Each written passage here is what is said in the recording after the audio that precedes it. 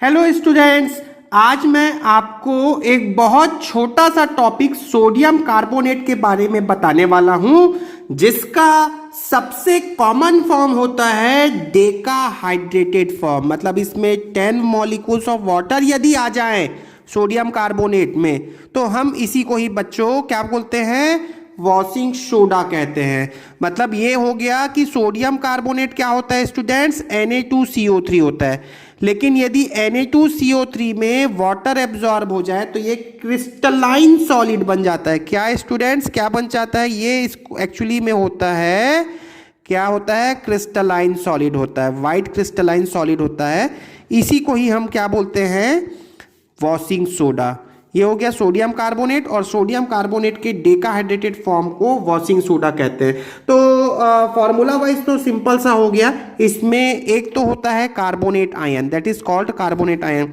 यदि मैं sodium carbonate को ब्रेक करूं तो ये कैसे ब्रेक हो जाएगा, ये कुछ इस तरीके से ब्रेक हो जाएगा स्टूडेंट्स, Na+ और CO3 2-। तो सोडियम एक्चुअली में 2 बार है तो मैंने 2Na+ लिख लिया। तो एनीवे चलिए सोडियम कार्बोनेट के बारे में कुछ इंपॉर्टेंट बातें बस जान लेते हैं 5 मिनट में, कि इससे रिलेटेड क्या क्या क्वेश्चंस नॉर्मली मेडिकल के एग्जाम में, IIT के एग्जाम में पूछे जाते हैं, और वही क्वेश्चंस आपके ACF के भी एग्जाम में पूछा जा सकता है। तो मैं यहाँ लिख देता हूँ, ये पहली बात तो आप याद रखेंगे, ये क्या होता है, वाइट क्रिस्टलाइन सॉलिड होता है। मतलब क्रिस्टल जैसा होता है, वाइट क्रिस्टलाइन सॉलिड होता है, तभी इसमें .10H2 हो। इसको हम कई बार ये भी बोल देते हैं स्टूडेंट्स, इसको क्या बोल देते हैं, डेकाहाइड्रेटेड। डेका मतलब 10 होता है, हाइड्रेटेड मतलब वाटर, डेकाहाइड्रेटेड। तो आपसे ये पूछ सकते हैं कि डेकाहाइड्रेटेड सोडियम कार्बोनेट के डेकाहाइड्रेटेड फॉर्म को क्या कहते हैं, तो that is called washing soda. अच्छा, ये दूसरी बात, अब ये पहली बात हो गई, ये दूसरी बात हो गई।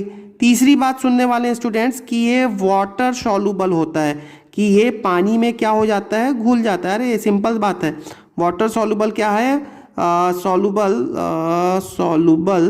BLE, तो वाटर सॉल्युबल होता है तो ये पानी में घुल जाता है। वॉशिंग सोडा तो पानी में घुलेगा ही ना, ठीक है। एनीवे तो एक्चुअली यहाँ पे जो इंपॉर्टेंट बात है वो स्टूडेंट्स ये है कि जो सोडियम कार्बोनेट होता है Na2CO3, यदि इसमें वाटर डाल दें, ठीक है, वाटर क्या होता है, H2O, और H2O में भी आपको पता है H2O में क्या होता है, H2O में होता है H+ और OH-। बिल्कुल बिल्कुल याद करने का सही तरीका बता रहा हूँ मैं आपको, ठीक है। तो ये जो Na है, Na+ जो है, ये OH- के साथ इंटरेक्ट करेगा, ठीक है। तो क्या बन जाएगा, सुनो देख लो, NaOH बन जाएगा, NaOH, और ये जो H+ है वो CO3- के साथ में जुड़ जाएगा। CO3- मैंने अभी बताया, तो ये एक्चुअली में बन जाएगा H2CO3, ठीक है। तो ये होता है स्टूडेंट्स कार्बोनिक एसिड, और ये होता है सोडियम हाइड्रोक्साइड।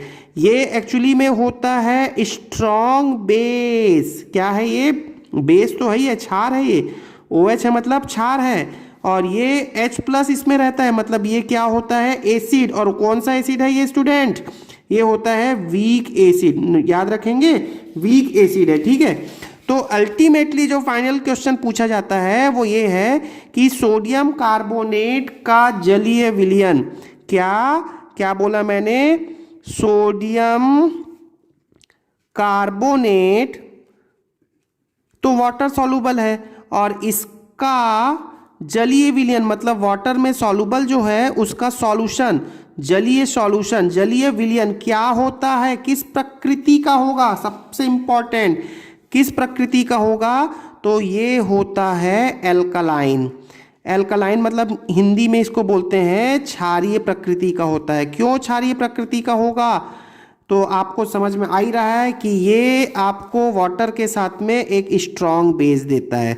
ये तो वीक है, ये स्ट्रॉन्ग है, तो अल्टीमेटली जो विलयन का नेचर होगा वो क्षारीय होता है। चलिए नेक्स्ट बात करते हैं स्टूडेंट्स, बहुत ही सिंपल, बहुत ही आसान की और बहुत इंपॉर्टेंट, जो सोडियम कार्बोनेट होता है उसको बनाया जाता है किस विधि से, तो ये बनाया जाता है सॉल्वे प्रोसेस से। तो ये नाम याद रखने वाले हैं स्टूडेंट्स, क्या कि सॉल्वे प्रोसेस से कौन सा पदार्थ बनाया जाता है, तो कौन सा प्रोसेस, सॉल्वे प्रोसेस से आप क्या बना रहे हैं, सोडियम कार्बोनेट बनाते हैं, विच वेरी इंपॉर्टेंट। ये हो गई आपकी चौथी बात हो गई। ठीक है, वैसे ही छोटे छोटे पॉइंट्स के फॉर्म में याद रख लो। अब सॉल्वे प्रोसेस से सोडियम कार्बोनेट कैसे बनाया जाता है, इसमें क्या पूछते हैं वो मैं लास्ट में बताऊंगा, पहले प्रोसेस देख लो। तो स्टूडेंट्स आपको रिएक्शन याद करने की जरूरत नहीं है, मैं कुछ रिएक्शन लिख रहा हूं। ये इस विधि से चार स्टेप में क्या बनते हैं, सोडियम कार्बोनेट बनते हैं। 4 स्टेप लगेंगे। ठीक है, स्टेप नंबर 1। स्टेप 1 में हम क्या लेते हैं, अमोनिया लिया, अमोनिया को कार्बन डाइऑक्साइड के साथ में ट्रीट किया और साथ में लिया वाटर। अमोनिया, कार्बन डाइऑक्साइड और वाटर, ये सोडियम कार्बोनेट बनाने का सबसे सस्ता मेथड है। देखो, अमोनिया, कार्बन डाइऑक्साइड और वाटर लिया, क्या बनना है, अमोनियम कार्बोनेट, सॉरी क्या बनना है, अमोनियम बाइकार्बोनेट। क्या बनना है स्टूडेंट्स, ये हो गया अमोनियम बाइकार्बोनेट। सीधा सीधा ये सारे फॉर्मूले जुड़ गए, देख सकते हो। नाइट्रोजन 1 है, नाइट्रोजन 1 है, हाइड्रोजन 3 2 5 है, 3 2 5 हो गया, सीधे सीधा ये जुड़ गया। याद रखना बहुत आसान है। इसको हमने क्या बोला स्टूडेंट्स, ये हो गया अमोनियम बाइकार्बोनेट। मैं फिर से बोल रहा हूं, आपको मैं बताने वाला हूं कि क्या पूछते हैं। ठीक है, क्या पूछेंगे आप उस पर फोकस करना, ये जरूरत नहीं है, लेकिन आपको इनिशियल पदार्थ अमोनिया और कार्बन डाइऑक्साइड लिया है। अब स्टेप 2 में क्या होगा स्टूडेंट्स, ये जो अमोनियम बाइकार्बोनेट स्टेप 1 में जो बना, उसको हमने कंटिन्यूअसली दूसरे चैम्बर में सोडियम क्लोराइड NaCl के साथ में ट्रीट कर दिया। तब क्या बनना है स्टूडेंट्स, तब देखोगे अमोनियम, ये NH4 जो है वो Cl के साथ में NH4Cl बना लिया, NH4Cl बना लिया। प्लस क्या बनना है, खुद सोचो, यहां पर Na और यहां पर HCO3, तो मैं यहां पर बना लिया NaHCO3। क्लियर है। तो इस कंपाउंड का नाम क्या है स्टूडेंट, अरे वाह, ये तो बहुत इंपॉर्टेंट है। इसको आप बोलने वाले हो अल्टीमेटली ये बेकिंग सोडा है। क्या है, बेकिंग सोडा है। वैसे इसका केमिकल नाम क्या है स्टूडेंट्स, सोडियम बाइकार्बोनेट। क्या बोला आपने इसको आपने बोला स्टूडेंट सोडियम बाइकार्बोनेट। ठीक है, तो थोड़ा थोड़ा तो आपको याद करना पड़ेगा। तो आपने स्टेप 2 में सोडियम बाइकार्बोनेट बना लिया। ठीक है, तो मतलब आपसे यदि ये पूछ लें कि सॉल्वे प्रोसेस से और क्या बनता है, मतलब मुख्य रूप से तो सोडियम कार्बोनेट बनता है, लेकिन सोडियम बाइकार्बोनेट भी बनता है। ठीक है, अब देखिएगा स्टूडेंट्स स्टेप 3 में तो आपको कुछ नहीं करना है, बन गया अब आपका सोडियम कार्बोनेट तो बन गया। स्टेप 3 में आप क्या करोगे, स्टेप 2 में जो ये बना, ये नहीं, ये जो बना क्या, सोडियम बाइकार्बोनेट के 2 मॉलिक्यूल ले ले NaHCO3 और बस आप इसको हीट कर दो, मतलब डीकम्पोज करना है, तोड़ना है, गर्म करना है। तो ये क्या बनाकर दे देगा, आपको बनाकर देगा Na2 sodium carbonate, Na2CO3 plus CO2 plus H2O। देखा, बन गया सिंपल। ठीक है, तो ये हो गया आपका सोडियम कार्बोनेट। अब देखो स्टूडेंट्स, जो कार्बन डाइऑक्साइड है और ये जो वाटर है, ये हमने जो बाहर मिला, ये सह उत्पाद जो मिला, बाई प्रोडक्ट जो मिला, उसको मैंने उपयोग कर लिया यहाँ पर। ये देख सकते हो स्टेप 1 में है ना, मतलब ये रिसाइकल हो गया। ठीक है, अब नोटिस करना जो इंपॉर्टेंट यहाँ पर पूछते हैं, एक पहला क्वेश्चन जो पूछते हैं, अमोनियम क्लोराइड से रिलेटेड बात पूछी जाती है, जो स्टेप 4 में मैं यहाँ पर लिखने वाला हूँ। तो स्टेप 4 में आप देखो, स्टेप 4 में मैं यहाँ लिख देता हूँ, क्या लिखा मैंने, यहाँ मैंने लिखा रिकवरी ऑफ अमोनिया। तो अमोनिया को रिकवर किया जाता है। कैसे रिकवर करते हैं स्टूडेंट्स, तो देखिएगा, मेरे को जो स्टेप 2 में NH4Cl मिला, ठीक है, NH4Cl जो स्टेप 2 से मिला, उसको मैंने किसके साथ में ट्रीट कर दिया, CaOH होल ट्वाइस के साथ में ट्रीट कर दिया, कैल्शियम हाइड्रोक्साइड के साथ में ट्रीट कर दिया। तो सिंपल सुनोगे स्टूडेंट्स, ये कैल्शियम और क्लोरीन क्या बना लेगा, कैल्शियम क्लोराइड बना लेगा। ठीक है, प्लस और क्या बनाएगा स्टूडेंट्स, ये यहां से जो अमोनियम है ना, ये अमोनिया बनकर निकलेगा। ठीक है ना, और प्लस वाटर बन के निकल जाएगा। चलो रिएक्शन को बैलेंस करने की बात कर लेते हैं। वैसे रिएक्शन बैलेंस करने आपसे कोई पूछेगा नहीं, मैं इंपॉर्टेंट बात यहाँ पर भी बताने वाला हूँ। देखो यहाँ पर क्लोरीन 2 है, तो क्लोरीन को 2 करने के लिए मैंने यहाँ 2 कर लिया, जिसके कारण नाइट्रोजन कितना हो गया स्टूडेंट, 2 हो गया। तो यहाँ पर अमोनिया के सामने मैंने 2 लिख लिया। अब देख सकते हो आप रिएक्शन ऑलरेडी बैलेंस्ड है। देख लो यहाँ पर ऑक्सीजन 2 है, यहाँ पर ऑक्सीजन को 2 कर लिया तो हाइड्रोजन हो गया यहाँ पर 4, दिख रहा है ना, ऑक्सीजन हो गया यहाँ पर 4, हाइड्रोजन हो गया 4 और यहाँ पर 8, ठीक है, 6, 3 दूनी 6 और 4 10, यहाँ पर भी 10, तो बैलेंस हो गया। एनीवे बैलेंस करने से मतलब नहीं। इंपॉर्टेंट बात मैं चौथी बात यहाँ पर लिखने वाला हूँ। इस प्रोसेस से आपने क्या बनाया, तो अमोनियम सोडियम कार्बोनेट बनाया, और इस प्रोसेस का जो बाई प्रोडक्ट है, जो सह उत्पाद है, हम इसको क्या बोलते हैं, बाई प्रोडक्ट, ठीक है। इस पे स्पेस मेरे पास में थोड़ा कम हो रहा है स्टूडेंट्स, तो आप कोई बात नहीं, आप तो अब खैर समझदार हैं, तब तो समझ सकते हैं।